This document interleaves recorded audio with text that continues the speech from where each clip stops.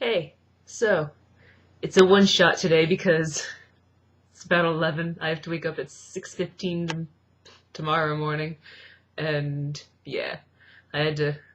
Yes, one shot. Right. So my shuttle didn't come when it was supposed to come, so I bummed a ride and made brownies as payment. Thank you. Something. And yeah, there wasn't any real point in saying anything about that. And then we just had some real trouble because I got that, I unthinkingly just downloaded that new iTunes 10, and it's a horrible, horrible thing because it just doesn't, it freezes constantly, and it's horrible. And so we managed to knock it back down to, we tried Windows, iTunes 8, and that just wasn't reading. And so we tried Windows 9, and it sort of deleted half of my music, but then we found it again. It just sort of took a while to reappear or something. Not sure, but it's all safe now, so it's okay.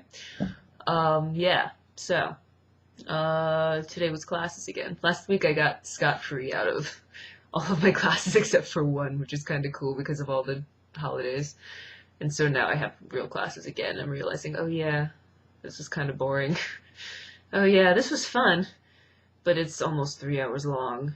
And yes. So, is there anything to really talk about? I had a dream from like Thursday that I want to talk about at some point, but I don't think it's happening today because I need to just go through this. Ha ha ha ha ha. So, no more videos on weekends because you're a grad student and I'm essentially taking 6 classes and working 25 hours a week. So I don't have time at all to do things. In fact, I probably take more time off than I should to just fool around, but otherwise I'm just gonna go a little crazy. So, yes.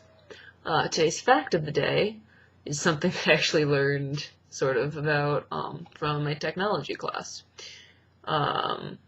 Sort of just about general computer things that you'd think that you really knew about, but then you're just like, well, yeah, I guess this is kind of not something I ever really thought about.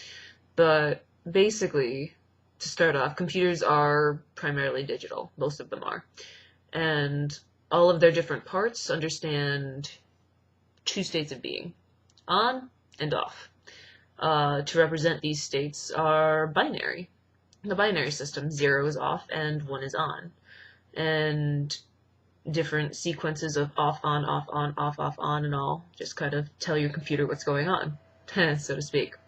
The 2 numbered, the options 0 and 1 are called a bit, like that option that you've got.